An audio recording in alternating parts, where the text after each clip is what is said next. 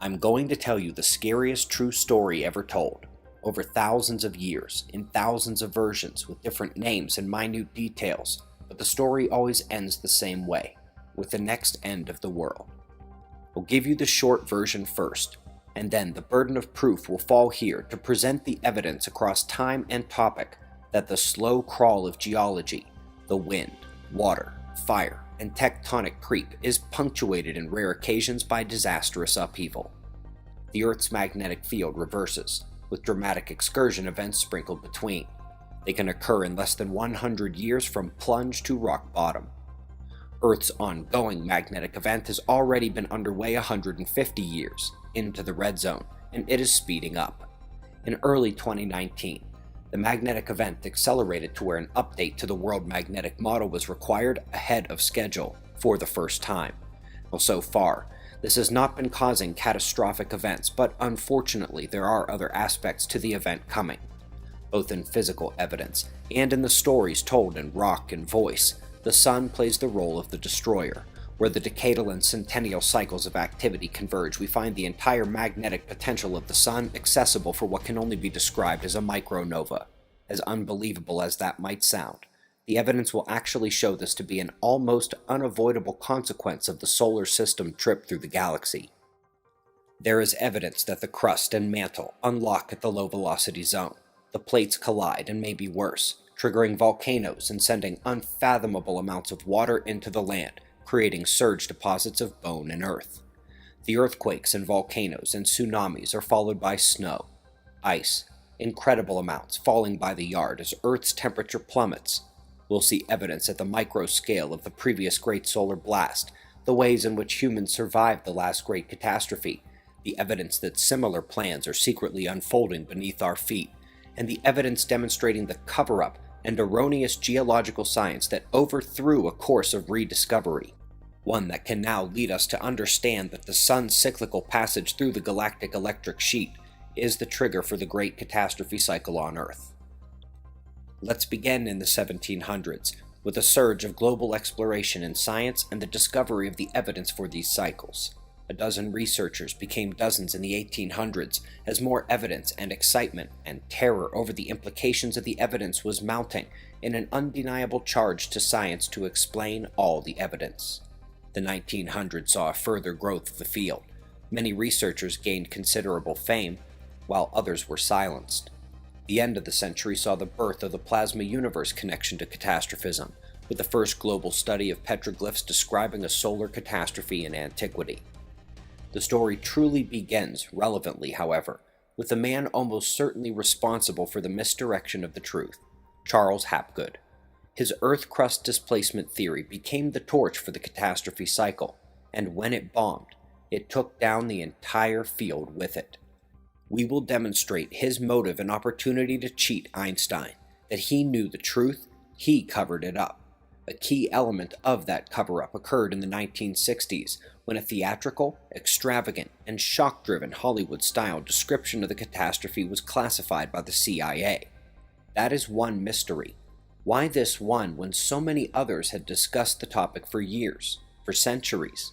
Could it be that this one contained something unique? When it was declassified and released in 2016, it was heavily sanitized down to only 57 pages, but even those pages deliver incredible bounty, and that is where we will begin, with just another of the thousands of versions of this story, one we will show to be partly right and partly wrong in the rest of this video, but either way, which endows upon you the mindset required to take this journey with us. As dozens of researchers and CIA co-founder Charles Hapgood himself put out their own versions of the story, here is Chapter 1 of the only work on the catastrophe that was classified. With a rumble so low as to be inaudible, growing, then fuming into a thundering roar, the earthquake starts. Only it's not like any earthquake in recorded history. In California, the mountains shake like ferns in a breeze. The mighty Pacific rears back and piles up into a mountain of water more than 2 miles high, then starts its race eastward. With the force of 1,000 armies, the wind attacks. Within 3 hours, the fantastic wall of water moves across the continent, burying the wind-ravaged land under 2 miles of seething water coast to coast. Central America suffers the same cannonade. South America finds the Andes not high enough to stop the cataclysmic violence pounded out by nature in her berserk rage. In less than a day, Ecuador, Peru, western Brazil are shaken madly by the devastating earthquake, burned by molten earth fire, buried under cubic miles of torrential Pacific seas, and then turned into a frozen hell. Everything freezes. Man, beast, plant, and mud are all rock hard in less than 4 hours. Europe cannot escape the onslaught. Western Africa and the sands of the Sahara vanish in nature's wrath. The area bounded by the Congo, South Africa, and Kenya suffers only severe earthquakes and wind. Survivors there marvel at the sun standing still in the sky for nearly half a day. As the Arctic basin leaves its polar home, eastern Siberia, Manchuria, China, and Burma are subjected to the same annihilation as South America: wind, earth fire, inundation, and freezing. The Bay of Bengal basin, just east of India, is now at the North Pole. The Pacific Ocean, just west of Peru, is at the South Pole. Australia is the new, unexplored continent in the North Temperate Zone, with only a few handfuls of survivors populating its vastness. The cataclysm has done its work well, and drives the pitiful few who survive into a new Stone Age. Once more, the Earth has shifted its shell, with the poles moving almost to the equator in a fraction of a day. Again, the atmosphere and oceans, refusing to change direction with the Earth's shell, have wiped out almost all life. After this tumble, we'll join Noah, Adam and Eve, Atlantis, Mu, and Olympus. So that paints a pretty terrible picture. If not for the fact that it was classified by the CIA, it might be worth ignoring entirely as science fiction. And indeed, that version is too extreme, but the evidence does suggest a slightly lesser version of that same event does indeed occur during these upheavals. Now, it is our job to show you the evidence from start to finish, and these are the points we will need to hit to do so. First, we will have to begin with the cover-up, with the manner in which this entire topic of Earth cataclysms went from one of the most important in geophysics to total pseudoscience. It was one of the greatest cover-ups in history. We will then go through the evidence that we have to look to the sun. We'll see how it is cyclically triggered to outburst as we look to the sanitized portion of the Adam and Eve story that is still technically classified but has been leaked past the threshold of action. We'll discover the nature of the solar outburst from the sequence of events and the evidence left on Earth, the nature of the catastrophe. We'll look into the pole reversal and exactly what it is and what it means for us, the impactors and their connection to the event, and finally, survival into the next age of Earth. It was not until the story by Chan Thomas was put into the public that the science of catastrophism could once again progress, and that story begins with the cover-up that really began with the predecessor organization to the CIA, the Office of Strategic Services. The initial question is, why was this version of the book classified? What makes this version of the story unique? Well, certainly this version of the story is quite extreme, a one-day shift of geologic proportion that sends the sea from its beds and tears the world apart. The most critical aspect of the work is the fact that it highlights a repeating, cyclical nature to the event on Earth. Then again, nearly everyone who studied the catastrophe over the last 300 years came to that same conclusion. In the 1940s, one of the most critical scenes of this theater played out at the North Pole. Major Maynard E. White led the first mission to map and understand the Arctic region, mostly because of navigational concerns and to monitor for Soviet attacks over the pole. When it became imperative to locate the magnetic pole position, the scientists found much more than they bargained for when they got their boots on the ground. They found evidence of marine strata, lifted to significant altitude, time after time, and with tropical corals found in that Arctic region strata, complementing the evidence of similar fossils found by Admiral Byrd in Antarctica, both complementing the prehistoric trees unearthed in Norway which had no rings, indicating that they resided at the equator. All in all, Major White's team believed that they had unearthed 9 levels of catastrophe on the planet. These findings were reported at the Pentagon, attended also by Paul Sipple of the RAND Corporation and presumably members of the Office of Strategic Services, where Charles Hapgood was a key player in geophysics. And working with Major White's findings and Dr. Sippel's experiments, it was concluded that Earth's magnetic pole began slowly accelerating, followed by a whip around the geographic polar region, which somehow tilts the planet back and forth, which is why there is evidence of the polar regions in the same places over and over, because it always tilts right back and appears to have not moved over geologic time. They confirmed the catastrophe aspects of the new mountain range creation and ice age conditions immediately following the great event. Charles Hapgood, Paul Sipple, and the Pentagon are perhaps the most credible advocates of this 10 to 12,000 year cycle of disaster on Earth, especially when you consider what they did next. Hapgood continued his classified life while also teaching at various universities up through the late 60s.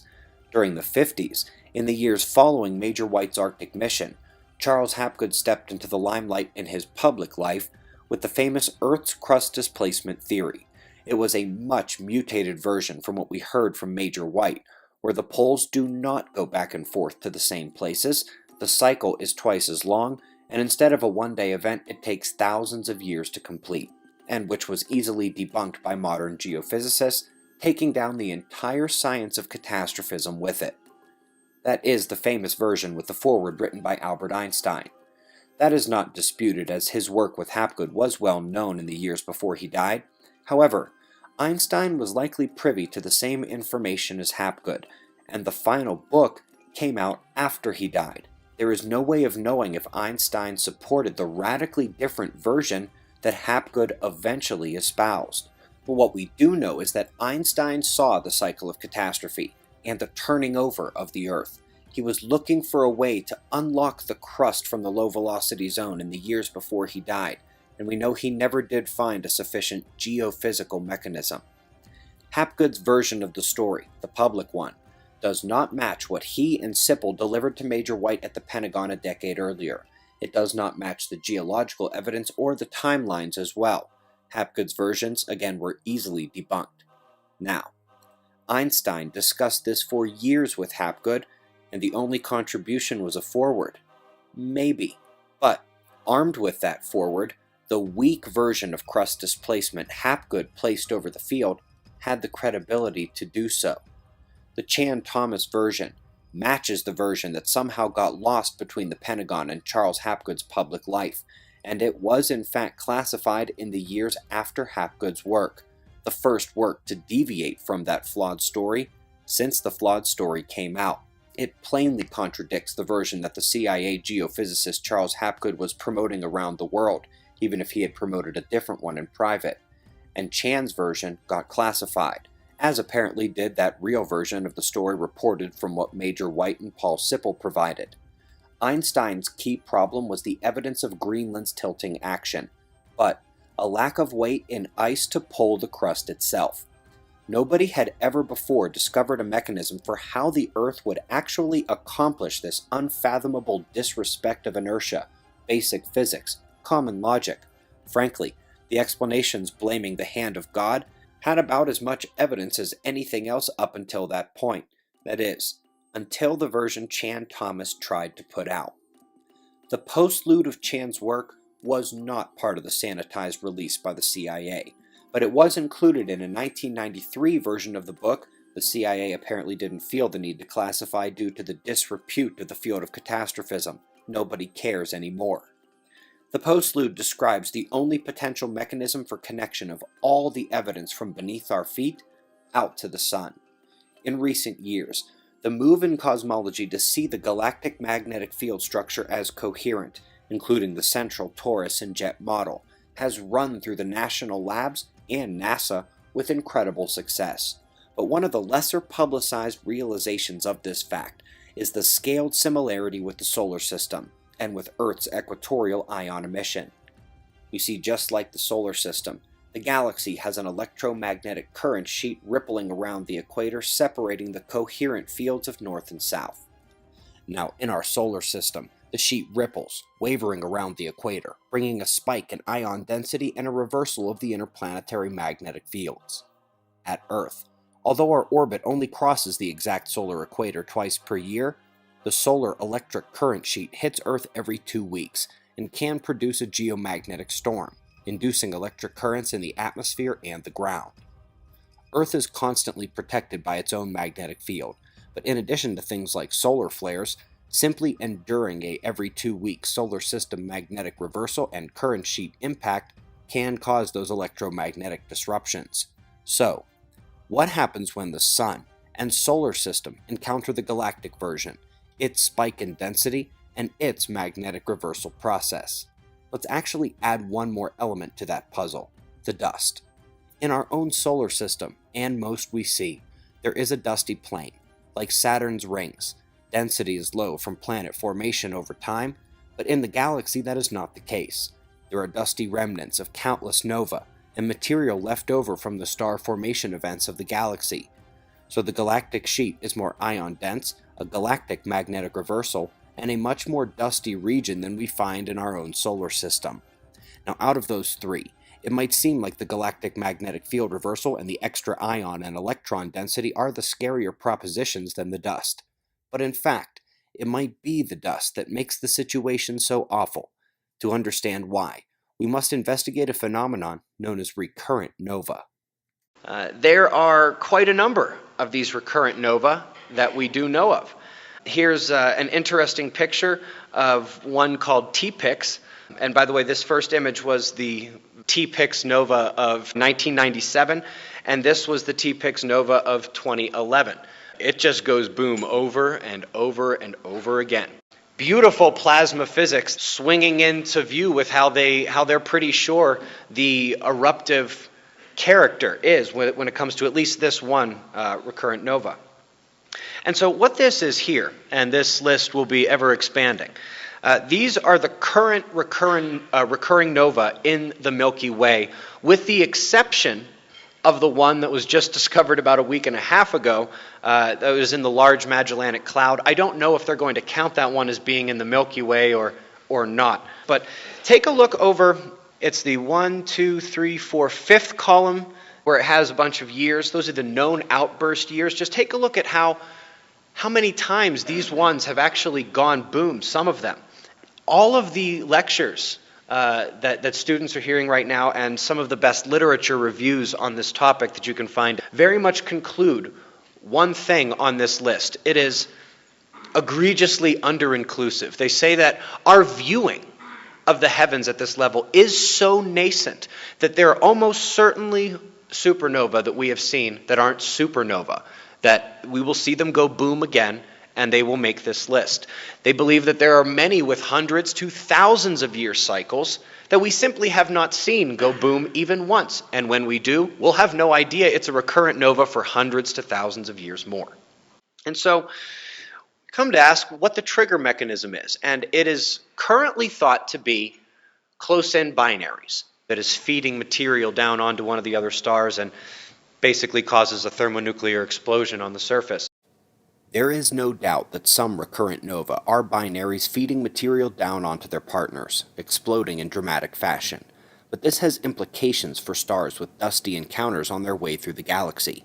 Apart from dusty filaments and gaseous clouds, the central current sheet is going to have a higher dust density coinciding with the extra energetic particles. This is due to the same mechanism that allows a static duster to work in your home.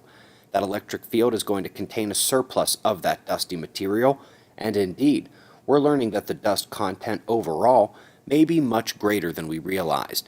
The same mechanism described for recurrent nova binaries works on some level for these stellar dusty encounters, except with the current sheet, we also have a surplus of electromagnetic particles as well, all during a galactic magnetic field reversal. The proposal for what that could mean for a sun that is known to have the ability to produce rare superflare type outbursts already is something close to the stories of our ancestors insisting the sun has a dark side. Why did this all kick off when they came back from the moon? It's because while probably 90%, maybe more, of the glass on the moon is from meteoritic impact or from volcanism on the moon, Probably. There is unquestionably these classes of glasses that are not from volcanoes and that are not from meteorite impacts, specifically the ones that have aluminum-26. The relativistic temperature required for that would require a meteor that to hit the moon big enough such that we would no longer have a moon. Many astronomers, physicists have hypothesized that at one time there was an immense solar outburst from the sun, maybe 100,000 times what it is right now. Tommy Gold was one of the first to suggest this hypothesis, and it has been followed up by other people. So many physicists, many astronomers believe that in the past, millennia ago, there was an intense solar outburst, and so I'm going to pursue that. One that I have been focused on lately has been the antediluvian, the so-called biblical flood, if you will. On average, about every 10,000 years, you can expect a catastrophe to happen.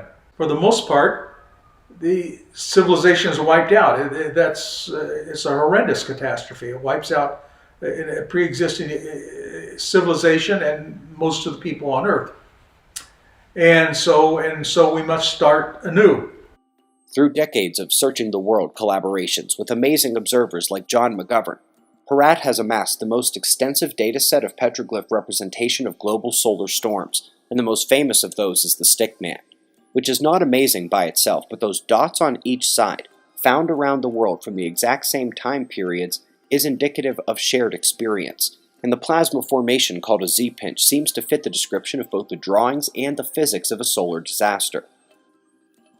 There's two events happening here. When the sun novas, the heat from that nova and also cosmic rays, we get within 8 minutes of when the sun novas. Now remember, for another 17 to 18 hours, that dust shell is still on the way. It hasn't hit until, I estimate, 17 to 18 hours after the nova. So the first thing happens is the surface is going to get melted and glazed. Ironically, the Torah winds up saying the moon turned red. Well, yeah, it turned red. It just got baked and melted. That's the glazing that Thomas Gold and others had noticed all around the place. Then the dust shell hits 17, 18 hours later. Several assumptions. One, you can't assume that this dust shell is homogeneous because the evidence we've seen both on the Earth and on the Moon, they have the different samples they brought back from Apollo 11, 16, 17, a few others. They had different chemical compositions. It was the same stuff they found in the South Pole and other places on the Earth. So when they say it impacts like another meteor, remember, these scientists can't think in terms of a sun noving. What I'm trying to tell everybody, this is not an easy process that happens. It's a complicated one. It's not just the sun. It's not just that the Earth stops its rotation and the oceans keep going. It's also the crust of the Earth, just like the oceans, are going to start banging up against each other. So after the moon gets glazed by and melted by the sun's nova, 17, 18 hours later, the dust shell comes and puts a fresh new load of dust on top of it. I mean, they're grasping for straws because they don't know where else or how else to explain it. Here they get a sample, matter in their hand, and they got a bunch of holes in it. A lot of the samples they're getting from Antarctica and other places, they don't know to try to get the fission tracks. Look for fission tracks. The stuff that came back from the moon in 69 and through the 70s, they were smart enough to look for fission tracks, and they found plenty of them. In fact, all the Gillespie, almost all the Gillespie that I know of, had fission tracks in it, and about 5 or 6 different radioactive elements. Aluminum-26, beryllium-10, a bunch of them, that could only have been formed from a stellar nova. You know, you have to have relativistic temperatures. I don't know what this is, John, here at me, Houston, but I'm going to pick it up because... anything that stares at you, you better pick up. It's a glass but in this sunlight, it's reflecting red, green, like a rainbow. Found the first prism on the moon, John. Something like that. 10 rock frags, a couple of which are, one of which is some interesting black glass along the sides of it. Another which is covered with black glass, and many little glass beads all over the place here, John. Oh, boy. That was one of those fractures that's all included with glass. See that, Charlie? Yeah, so those glass fracture sets. I think the after on this one will be pretty interesting. Here's a rock with glass splatter all over its body. Hey, Tony, I just picked up one that is in bag 15 that is has a black matrix, bluish black matrix with lap-like either clast or phenocryst in it. And it's right behind the limb here. I don't know whether that's what we're looking for or not. Okay, that sounds good, Charlie. This seems to be one of the main reasons. In fact, all these missions talk about this. They talk about this glass splatter and these glass debris samples they're picking up on the moon, which makes me believe that they were up there looking for glass splatters. They were looking for evidence of solar effects on the moon. And I think that the Chinese went up there on the far side of the moon to do exactly the same thing. You do that in West Texas and you get a rattlesnake. Here you get permanently shattered soil. How about rolling that one over? No way. Whitish to gray with a lot of zap pits in it. Almost naked. Those are zap pits, aren't they? Yeah. In fact, Tony, the whole area, there's a lot of this rock. There's a lot of this rock here. These are interesting because they had a glazed surface on top, the 64455 sample. It was this glazed top on it. And then in another part of that sample, there were all these pellet shots in it. I think it's a very, very strong evidence path that our sun has a micronova event on a very regular period of time. And that we're seeing these samples on the moon as evidence of these events. A consistency of reports from around the world of catastrophes that are amazingly similar. But a lot of people thought it's just what people dream up when they have a lot of time or they're dreaming or whatever. It's just stuff that people naturally come up with. Velikovsky thought it was catastrophes that people witnessed and remembered as very different. What's called the 4 o'clock rapids, 56 concentric. Actually, it's less than that because these have started to undergo rotation. Here's one on the Navajo Reservation, Bronze Shield, 3rd millennium, Middle East. This is a 56 ray from Kazakhstan. Somebody locked the doors because at this point people are going to start escaping, but this is a 56 ray Circle Axis Mundi from China. And these are actually drawn as paintbrushes. You know, the Axis Mundi here, the tree coming up in the center. But anyway, the 56 are there. In Arizona, says same thing. Pick that one up. This is unfair. I picked the Penumbra of a dense plasma focus, which also has 56, but it's a plasma, so we would expect it. It's not what they taught you in school because they gave you it nice and coded.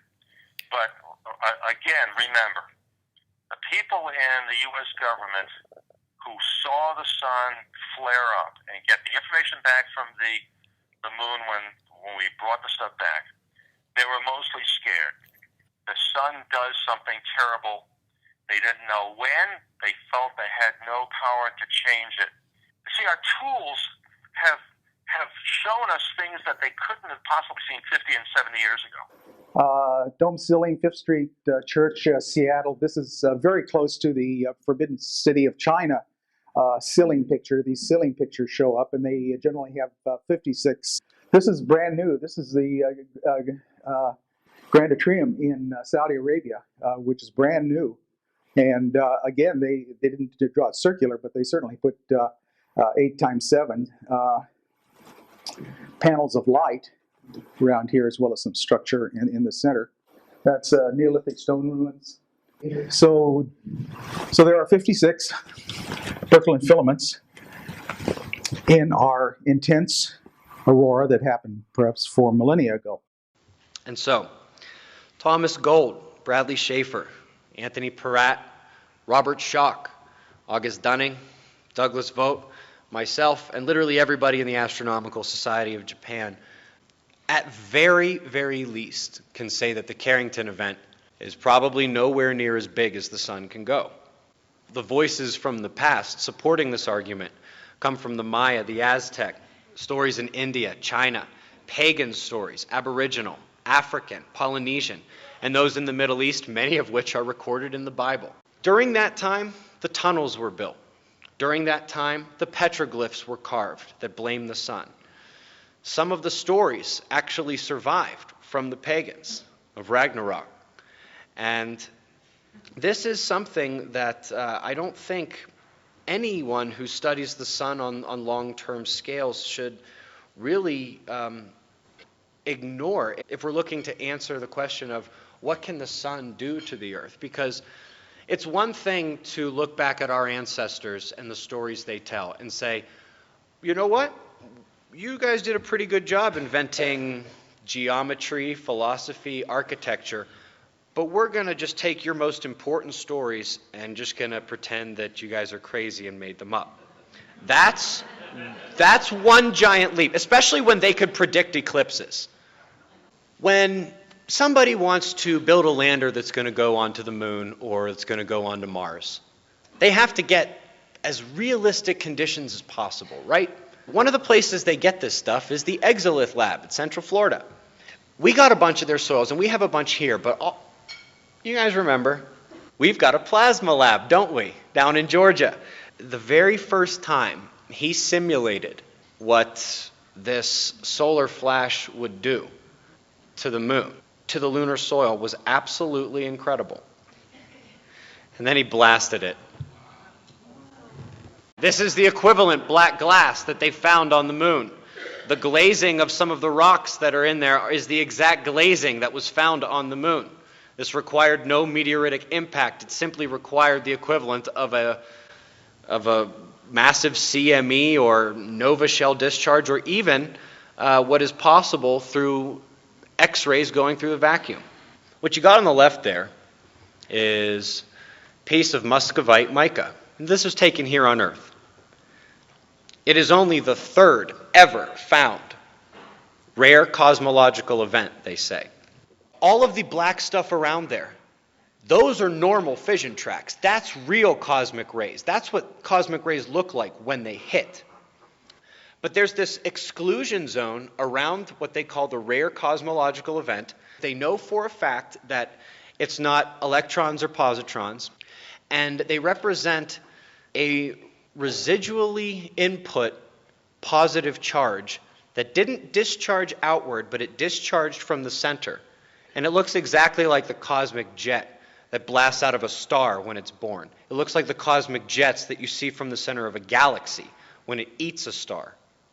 And so how do you get a residual positive charge to basically bathe a crystal such that it takes it in and it can't discharge it out? It's still bathed in the stuff. It has to discharge in the center. There's actually missing atoms in the center. Now, they're not really missing. And I would argue that, while not definitive, something tremendous from the sun is not a terrible first hypothesis. The galactic trigger, the dust and gas mechanism for superflares and recurrent nova, the evidence on the moon, the stories of our ancestors, the global nature of the disaster, all point to the sun as the destroyer. But is it a superflare or a micronova, and does it really matter? To look at this question, we will first investigate the recent history of magnetic events on Earth, starting with the one ongoing now. The key element in this overall process is one that has already begun to unfold again here, and the clock is ticking as we move deeper into the shift.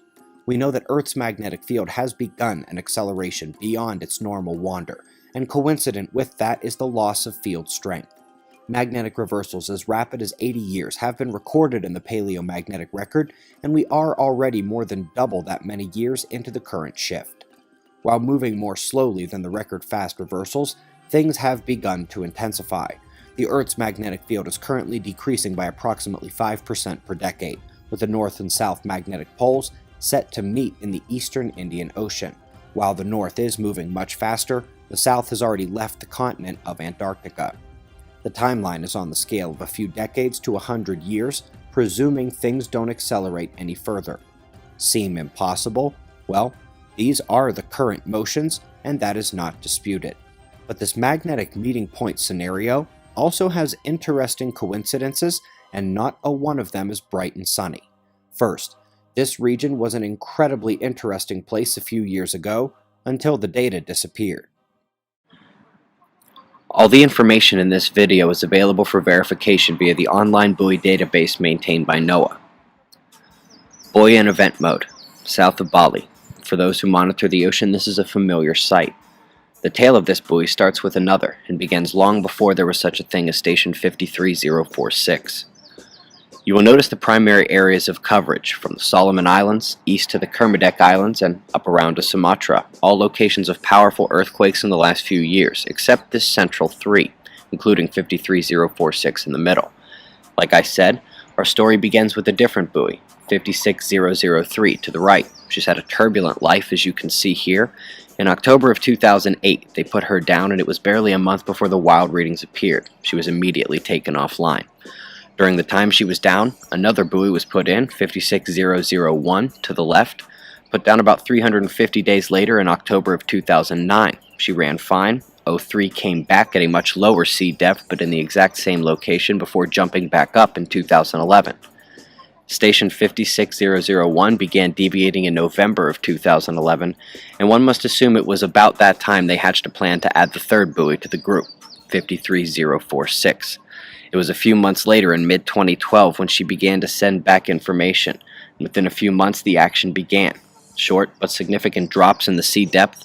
This channel began reporting rapid seafloor rise, and the buoy was taken out of commission by the Australian BOM.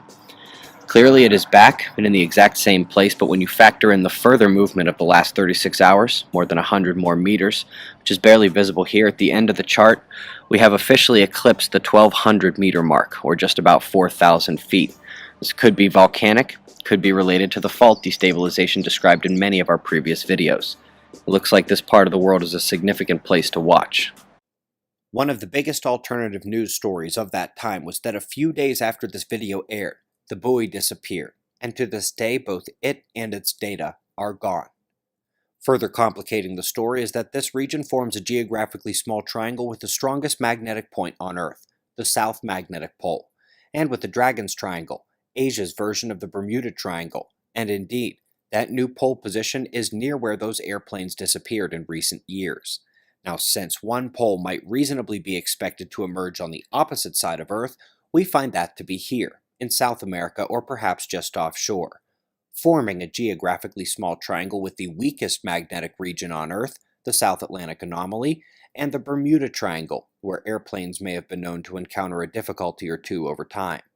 So the magnetic poles are on a collision course, at a point near the magnetic maximum point of Earth in the Dragon's Triangle, with the other side of the world, where the other pole would be, happening to sit next to the magnetic minimum point of Earth and the Bermuda Triangle. This is not your normal polar wander, this is a true shift, and Earth is already down approximately 20% in magnetic field strength and decreasing. As if all these coincidences aren't enough, there is one more, and it is the big one. The Bay of Bengal Basin, just east of India, is now at the North Pole. The Pacific Ocean, just west of Peru, is at the South Pole. The only version of the catastrophe cycle that was classified by the CIA is also the only one that mentions the Indian Ocean and South America as being the next polar regions after Earth turns over. Again, Chan Thomas's version says that is exactly where the new North and South poles of Earth will be.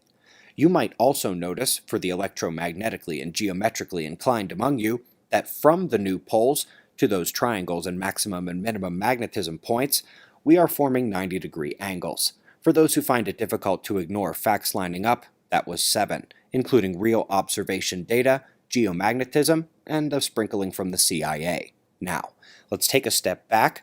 We have now come to a point where a considerable compounding of these pieces into a puzzle is required before moving forward.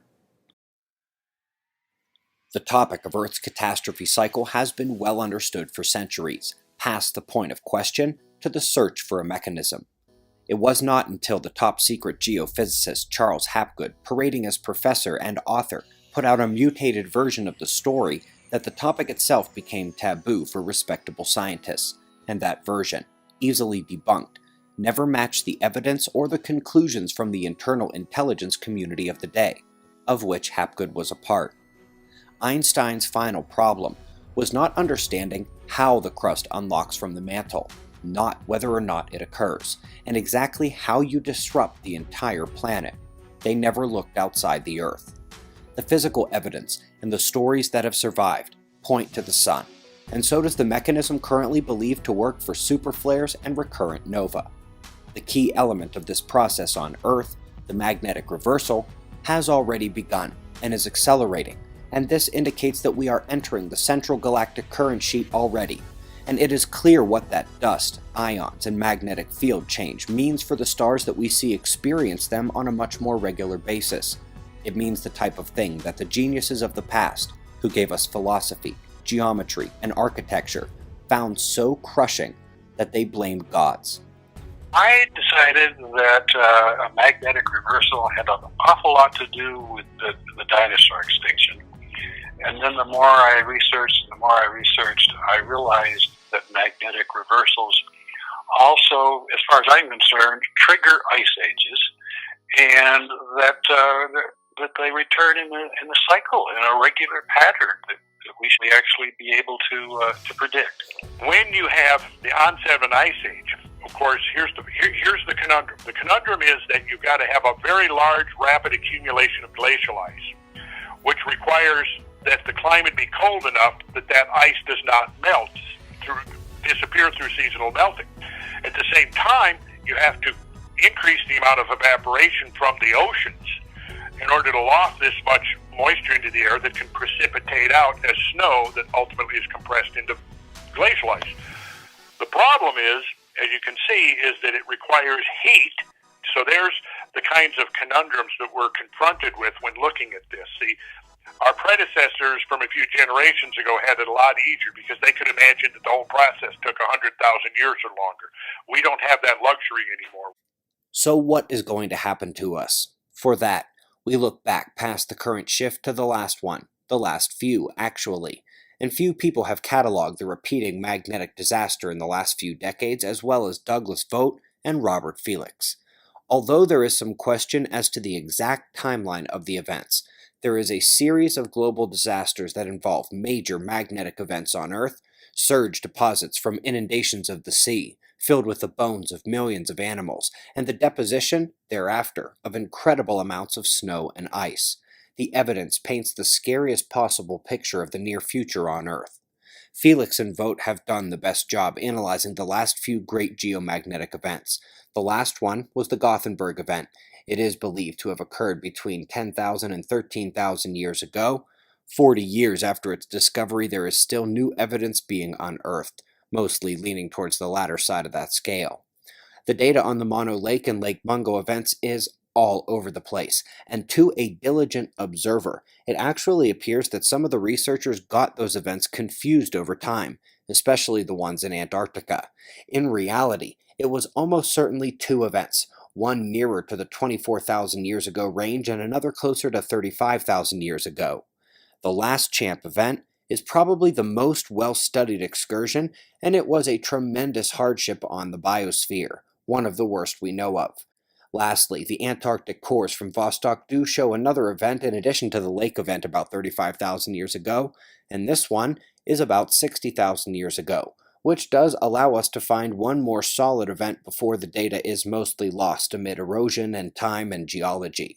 And so if we consider the lake events at the two boundaries of that time data zone, we basically have an event slightly less often than once every 10,000 years. Whether it is an exact cycle or not, the 11 to 13,000 year range appears to be solid, and so about 12,000 years from the last one, and with Earth's magnetic field starting to shift already, and with only decades to go according to the math, less if things accelerate, there is every reason to believe that the long cycle timing and observable changes happening now are not coincidence, or at very least, you cannot presume it is a coincidence, at least not with what's at stake. A recent paper in the world's #1 geophysics journal highlights this disaster that looms on the geological horizon, but it's not something that happens hundreds of thousands of years apart. We call them excursions, magnetic excursions, which is, a term that's well integrated in the literature now. And these are very short-lived reversals, but they're associated with minima in field intensity, and it's the minima in field intensity that are implicated because when you have low field strength, you enhance UVR. How do you go from the heat and energetic input of the solar blast to an ice age? The answer will ultimately determine whether a solar aspect is a superflare or a micronova. Sometimes admitting you don't know, at least your mind is open to look for more evidence. Right now, the pressing issue is, if I'm right that this next Gleisberg cycle is going to be when the reversal happens, I'm going to be like 99 years old. And some of you are probably not going to make it either in 27 years. But it's for the children and grandchildren and the unborn generations. Oddly, as vastly more energetic as a nova event would be than a solar flare, it may bring about more of the cooling effects to our planet.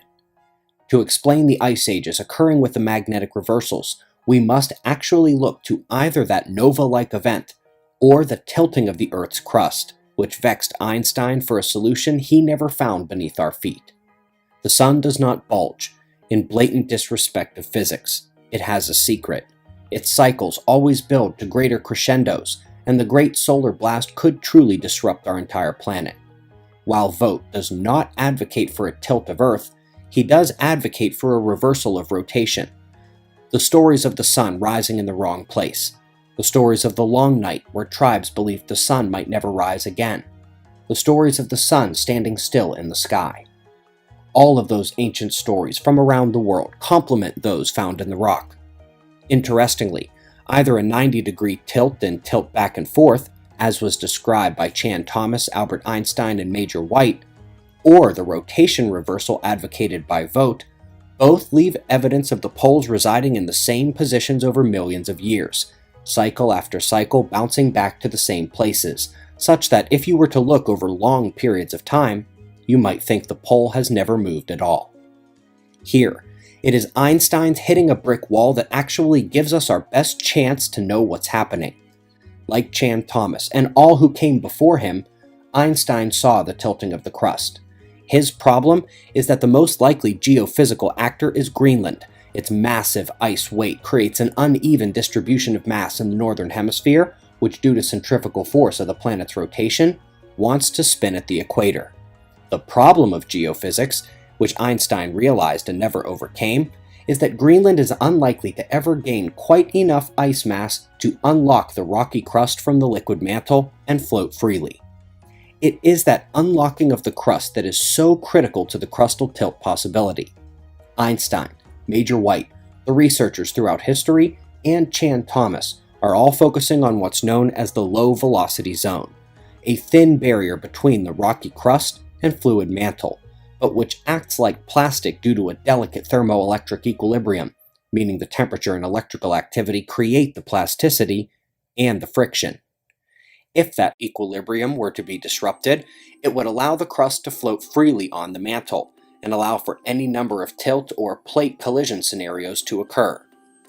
Well, how do you disrupt the thermoelectric equilibrium that's creating the low velocity zone? A major solar blast. Such an eruption would immediately change viscosity in the magma due to cosmic ray bombardment, and also cause temperature changes, which would only add to the temperature changes resulting from any induced currents that resulted when the shockwave hit Earth's magnetic field. Those events are indeed globally induced, and they are electric. We may also scale up the two known drivers of length of day glitches. Believe it or not, those are real. They are usually small glitches, self-correcting or spread over long periods of time, and are either caused by major solar storms, geomagnetic jerks from Earth's core, or in the case of the longer-term variations, Earth's long-term magnetic field changes. Now, since the length of day means we are talking about rotation speed and crustal motion atop the mantle, it bears mentioning that in the greatest solar storm imaginable, which could induce current all the way to Earth's core if we know modern-day blasts can affect the mantle, makes for possibly combining the two causes of rotation speed glitches in the same energetic solar mechanism that would satisfy the ancient stories, disrupt the low-velocity zone, and unlock the crust. We are now at the second time we have found ourselves confronting way too many coincidences to ignore. So, is it a micronova or a superflare? A recent study has confirmed that magnetization reversal of an entire body of material can occur simply with the application of an appropriate electric field. A superflare has the energy to electrically disrupt the entire solar system, let alone one piece of one planet, potentially unlocking the low-velocity zone, and the tilted crust thereafter freezes brand new locations at the poles, puts ice at the equator to reflect sunlight, cool the air, release cold freshwater melt, and fog from the process that would further block out sunlight. If it is a nova, regardless of any crustal or rotation events, there would be a dusty remains in the inner solar system and in the atmosphere for weeks, months, and maybe longer. The sun would be dimmed as though from a volcanic winter, and those volcanoes are part of this event as well, if you'll recall, adding to the freezing in both situations. This is what the scientists have studied for centuries. This is what they have been trying to explain. This is what we have coming again to Earth as a new cycle and Novus Tempus, a new age, begins again. Nova or superflare, you may be able to get there both ways. It's a little bit difficult to go back and to say, well, the story is not exactly so. We have the phenomena from all places, from the bottom of the sea with ash and with nickel, which is of meteoric origin. The terrestrial axis moved. And that paleomagnetism proves us that terrestrial axis, that magnetic axis, and possibly like Runcorn and other of Manchester, claim that the Earth turned over. We know now from observation of Professor Danjon, director of Paris Observatory, that flares on the sun may influence the speed of rotation of the Earth, and there were sudden changes. We generally don't like to know that we are traveling on a accident-prone planet. What were all these ancient people saying? What were all these people trying to remember? We must take the words left to us in generations of oral histories and written records of observations in the sky as instances of events that were not the norm. They were so important and unusual that they have come through time as warnings left by our brothers and sisters of the ancient past. These events were not lunar eclipses or earthquakes. Now in this time, with our understanding of celestial mechanics, atmospheric, and geological sciences, we must try to make sense of these recorded events and untangle them from worship and prophecy. It's time to look at them for what they actually provide as a roadmap of things to come. We can ask the question, has the Earth stopped rotating for any length of time in recorded history? And the voices call out to us from the ancient Middle East. The book of Joshua in 1405 BC. O sun, stand still over Gibeon. O moon, over the valley of Aijalon. 1013. The sun stood still, and the moon stood motionless while the nation took vengeance on its enemies. The event is recorded in the scroll of the Upright One. The sun stood motionless in the middle of the sky. It did not set for a full day. And those same voices call out to us from ancient Peru. Also in 1405 BC, the 40th Inca Capac was Pachacuti, the reformer that started the worship of the sun god Inti. In 1405 there occurred a frightening darkness. Quote, good customs were forgotten, and people were given to all manner of vice. There was no dawn for 20 hours. After a great outcry, confessions of sins and sacrifices and prayers, the sun finally rose. Has the world experienced a global cataclysm before? And will it happen again? And what was remembered, and how is it described to begin again? The voices call out from the ancient American Indians, and this is the ninth and last sign. You will hear a dwelling place in the heavens above the earth that shall fall in a great crash. It will appear as a blue star. Very soon after this, the ceremonies of my people will cease. Has this cataclysm happened before? the voices call out from ancient China. There were seen fire-breathing dragons leaping into the sky. They call out from ancient Siberia. The earth was on fire from both horizons. And they call again from the ancient past in the voices of the Inca. At the Intihuatana was a stone cut with great precision to observe and measure the movements of the sun. The name meant that which binds the sun, and it makes it return, lest it disappear, returning the earth into a darkness that had occurred once before, according to the legends. Did the Inca, Chinese, Siberians, and the rest remember the last micronova event in their oral histories? We need to take these people seriously. Now let's take a moment for the respect of geophysics and things like basic inertia of the Earth's rotation being unimaginably unstoppable. That indeed is the current prison from which Earth's catastrophe cycle must escape. The tilting of Earth's crust is restrained by the evidence that the poles and the ice existing at the polar regions have done so for millions of years, and both the tilting crust and Vogt's rotation reversal are battling the force of inertia of our rotation. The reason that the poles and ice matter is because the entire topic of catastrophe was umbrellaed under Charles Hapgood's absurd version, where 7-degree tilts happen randomly and over 1,000 years and never tilted back to put the poles in their original positions. This concept was easily debunked, and there went the field of study. However, the previous versions to Hapgood's, Vogt's rotation change, Major White's insider version, and the Chan-Thomas classified version all put the poles in the same places over millions of years. Furthermore, the most highly cited work on past pole positions, which was used to debunk Hapgood's work, and which was used to crush the field of catastrophes as a whole, actually has a correction paper published, which was cited far, far less often, and which nobody really remembers. But it changed the past pole positions from the original publication, in some cases to the point where the original paper had them on the opposite side of the planet, as wrong as you can be with a polar search. Another of the well-cited papers debunking the polar motion came from a bachelor's student at Columbia. While in theory, a major paper does not require a major degree. This student worked under the CIA-controlled programs at Columbia, at the time when it was becoming so rampant and overbearing that the local community had begun an uproar. This is how you control a scientific theory, whether we further investigate the problem of the poles in the past or we cling to the concepts that don't require them.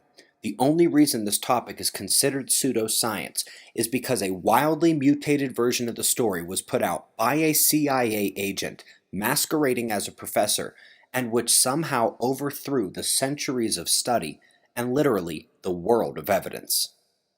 One of the things that you and I have been talking about are the idea of these micronova events on the sun, these periodic cyclical eruptions on many stars based on the Kepler-2 satellite data, and that as this stuff is sprayed out into the universe around in our solar system, and these things could have been blasted out from the sun in these periodic explosions, and that could have been deposited on the moon, on Earth, on Mars. The fact that they're only about 12 miles down indicates they're not deep penetrator meteor impacts.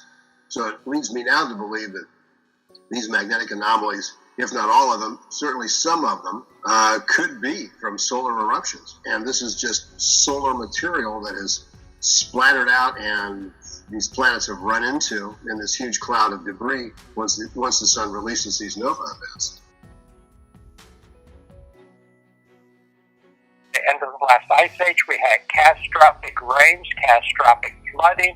I believe this goes along with the solar outburst at the time, which caused glacial melting virtually instantaneously in the ice core records and in the sediment records, but particularly the ice core record. We see that we snapped out the end of the last ice age virtually overnight. I mean, literally the microstratigraphy is that accurate, and what happens to, what could be the cause of coming out of the ice age so quickly. We're talking an incredible temperature increase, And based on many lines of evidence I've now been accumulating, I'm convinced this was a major solar outburst, a major solar event. I'm now convinced that we have direct evidence on the Giza Plateau of a, quote, lightning strike, unquote, which would not be a lightning strike in the sense of normal thunderstorms, that type of thing. But I'm convinced that it probably is indicative of what was happening at the end of the last ice age, and that the Giza Plateau itself was literally hit during the solar outburst. But I now am convinced that we have on the plateau direct evidence of this, as we have elsewhere on Earth, and it turns out on the plateau was found something known as the inventory stela, and this is something I've been studying in great detail with my colleague Dr. Manu Saifzadeh, and it talks about Khufu, the supposed builder of the Great Pyramid, acknowledging that the Sphinx was already there and that the Sphinx had been struck by, quote, lightning in much more ancient times. The lightning strike that he speaks of is between the second pyramid and the Sphinx. So the pyramid with the capstone, if you will, there that's still intact, and between that and the Sphinx, the back end of the Sphinx. So it's vitrification everywhere and a big scar going deep into the ground. We have major vitrification because of this, quote, lightning strike. And again, I would stress it's well beyond anything that you would get with normal atmospheric, thunderstorms. But vitrification there, I'm convinced, as we're finding elsewhere, that ties in with the phenomena, and I'll use the term cataclysm at the end of the last ice age. When you have vitrification at this level on something like the Giza Plateau, it cannot be a meteorite or a comet or an asteroid, because that would have literally destroyed the monument. You wouldn't have the monuments left. On the inventory stela, it talks about this huge lightning bolt knocking off part of the back, basically, of the Sphinx. There is a concern for the lower-level L-shell magnetic fields, the smaller arches instead of the global fields connecting to the polar regions. In most solar blasts, even the worst ones we only see every decade or so now, the magnetosphere of Earth compresses down to those outer L-shells, but still connects to the polar region in the most exposed outer zones. But in the extreme scenario, it could be very different. The modeling of the Great Solar Storm of 1859, for example, which lit telegraph wires on fire and shocked operators, came close to hitting the lowest level L shells. And if that were to actually happen on Earth in a superflare or micronova, then you get the potential for a magnetar-type discharge, where its own processes are thought to surge energy through its L shell fields, arc down, and literally crack the surface of the star. At that point, the loss of power grids might be one of the lesser concerns. As for the electric geology, lab results confirm this action on terrestrial planets. The only question is, did it happen before, and could it happen again? You have to bring in new evidence, and it has to adjust your theory, because theories are just theories. Now, one of the interesting things about the Clementine mission is it took magnetic readings of the entire surface of the moon and found the largest magnetic anomalies on the far side of the moon, around von Karman and Leibniz craters on the far side, which is exactly where the Chinese just landed a lander. Does China know? Does the US government know? All the information shared here is published in major journals, with admittedly a bit of connect the dots as well, trying to fill in the gaps of the researchers throughout history with the tools they didn't have. Certainly it seems like the CIA had it pegged decades ago, at least the fact that there was a cyclical catastrophe, and perhaps as early as Major White's Project Nanook expedition to the North Pole. It all relates to the all-important question of survival in the catastrophe, and the only good news we have to deliver in this presentation. There is evidence of tremendous retreat of the populace into caves and tunnels thousands of years ago, multiple times actually. These tunnels have been reused countless times over history, including during wartime and by smugglers, but their purpose was once to house the humans who, for some reason, could not remain at the surface. As terrible as this event is, we must remember that we are here today, So we have survived countless catastrophes and come out on top of this world. We are survivors. Our government appears to believe it has what it takes for the country to survive. What may have begun as underground shelter for the military elites, and which may have expanded as the result of threat of nuclear war in the mid-20th century, what exists now is a complex, interconnected underground world, far greater in capacity than could ever be needed by the military. One must genuinely begin to ask how many people could fit down there. There are many maps on the internet and lists of deep bunkers and bases, but these are just the ones we know about. Most on these maps are even acknowledged publicly. There's no telling just how much more exists, and how ready the country really is. The U.S. government knows some of this stuff. They know the sun does nova. There's no debate about that. The question is they don't want you guys to know about it. If it's no longer a secret, there's no point in keeping it a secret. They're desperately looking for any other explanation. Don't look at the sun. That's it. That same sort of luck that will leave survivors worldwide afar from tsunamis and volcanoes and ice storms will be the same sort of luck made for people by themselves by being prepared and getting that head start. In terms of best chance to prolong your use of these devices, don't rely on batteries. Find a small solar panel, portable, with USB output, and get devices that have USB charging capability. There's no reason you might not be able to use those devices for a long time. A long time. Yes, then there is the long haul. Provided we aren't all whisked underground into an unimaginable catacomb beneath us in the greatest feat of engineering in history, there is no reason you cannot do what your ancestors did. You may not live that way now, and you may be dependent on electricity, but the fact that we know how they lived back then means we have the tools at our fingertips in the age of information. How convenient it would rise before the fall. Here is a bit more on the intellectual side of prepping, but from a non-tangible perspective, a scene from one of the episodes preceding this infomentary. This event would be extreme. You can survive it, but the shock and awe to the circuitry inside is real. If you've ever seen someone in legitimate shock, you know that. That cannot be you if your children are depending on you. This fortress must be ready. A key aspect of mental practice is informational. Situational awareness is key, and as example, I'll use New Mexico, where I live. Good to know where the waterways are, especially in a desert. Even a small stream nearby can be a bounty. If you know about local elevation, that helps too, especially in relation to ocean proximity, snow caps, or other temperature change between peak and canyon at the same latitude. Other sites to know, and everyone knows Carlsbad Caverns around here, so maybe some others might make your list. Certainly the mining operation maps of your local area could be good in case you need to flee cosmic plasma or into the warmer rock of the crust. And for the same reason, the cavern systems of your area are good things to know as well. It is critical that you apply these basic principles to your own situation, for your own awareness, to mitigate the system shock of the event. There is no real way to prepare for what terrified our ancestors, what glazed the moon, and which may happen again.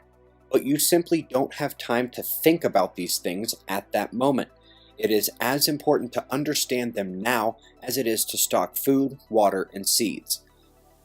So what are the two key aspects to mental prepping here of the non-tangible nature? First, this event will be shocking, but even knowing what could be coming gives you a heads up on the completely uninformed. Strength is key in those moments when courage is the most elusive.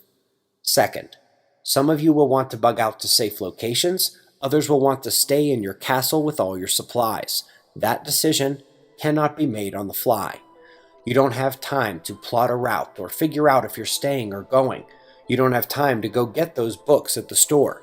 You have to have a certain amount of mental prepping done beforehand. Now, true enough, if your part of the world sinks into the sea like Atlantis, or a piece of a micronova shell lands on your head, there isn't much you're going to do. But for the lucky that will be spared across the world, most will be petrified. A select few will be prepared, will know it's coming, and will have made decisions beforehand. We will have some final questions to answer here, and then I need to summarize the entire story once more with the impetus for awareness and action on the part of everyone alive and for the generations to come. The questions that remain concern the nature of the blast, the stability of Earth's tilt and rotation, and therefore the cause of the Ice Age. What I find most interesting is that if the Sun micronovas every 12,000 years or so, its superflare production must be on a few thousands of years timescale, likely the Hallstatt cycle of around 2,400 years. The nova clearly triggers the cold due to blocking out sunlight, but the superflare lacks the dust and may not unlock the crust. It may be a heating event only. Here we find the differences between Dr. Robert Schoch and Douglas Vogt to be the most prominent, most helpful, and most telling. Dr. Schoch seems to be describing the rapid and cataclysmic end of the Younger Dryas Ice Age, while Vogt is concerned only with how the Younger Dryas cold began. Schoch has also come to focus on the few thousands of year scale, as has Dr. Anthony Peratt, and they may indeed be describing one of the more recent superflare catastrophes. Either one, and we're done. At the end of the day, the evidence on the Earth, the Moon, in other recurrent nova, in the magnetic cycle of Earth, and in the work of Cuvier, Deluc, Hibbins, Einstein, Thomas, and White, we see pointing to a more devastating long-term harmonic of the cycle, where the Sun stands still in the sky at the axis point where the Earth turns over, and where the Sun and galaxy combine as the sword and the hand striking this violence into the biosphere. Some basic math tells us that if the equator spins at 1,000 miles an hour, and it took even as little as 1 hour to stop rotation, it is still only a deceleration of 17 miles per hour per minute, not the kind of thing that's going to throw you against the wall. And while it would inundate the coastal regions like a massive global tsunami, it would not raise the Pacific 2 miles high, and something tells me 1 hour is too fast, making the push potentially even less.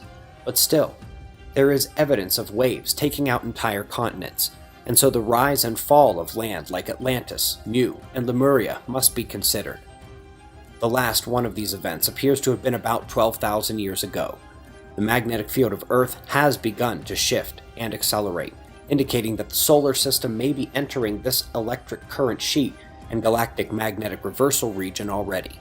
If so, the current rate of change gives us 2 to 3 generations, and that is if it does not speed up anymore. A similar speed up to the 1900s or the first decade of this century could push us over the edge at any time. The Sun cannot hide from the Earth, its only weakness. Knowledge is power here in the most obvious form. We have all the tools to remain informed and track the Sun, the magnetic field, and seismic activity at the low velocity zone of Earth. If I may leave you with 2 final thoughts. First, modern science emboldens the position of Einstein, Chan Thomas, and Major White. And second, we are better equipped than any civilization in history. It is your choice whether you succumb to fear or disbelief, or if you make the time to be informed and prepared, just in case. There's more evidence to be uncovered right beneath our feet. In July 2019, they discovered that the Florida shell beds contained micro-tektite glass beads of space origin, so I decided to go get some.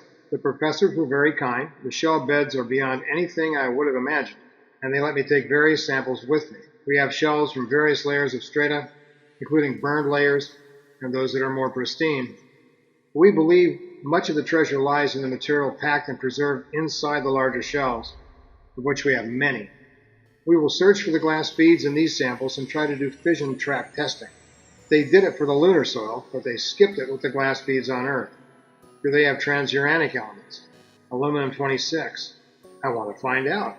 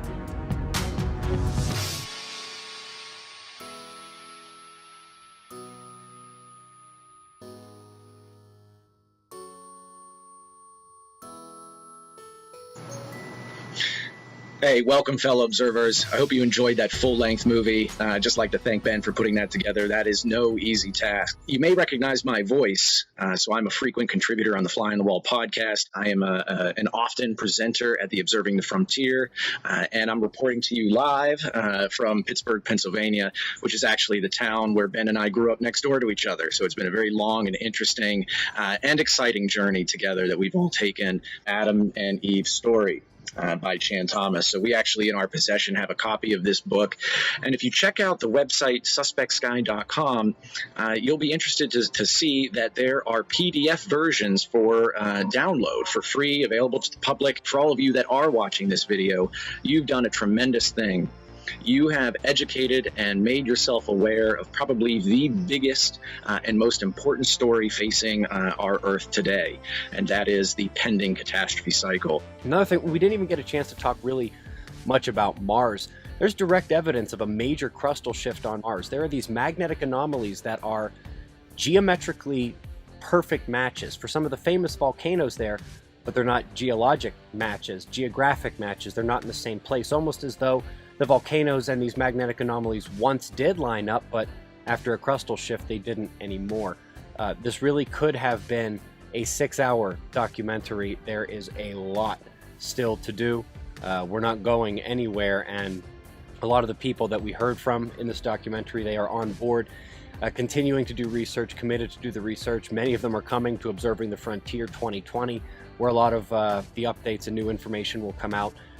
Really, this is just the beginning of the story of the end.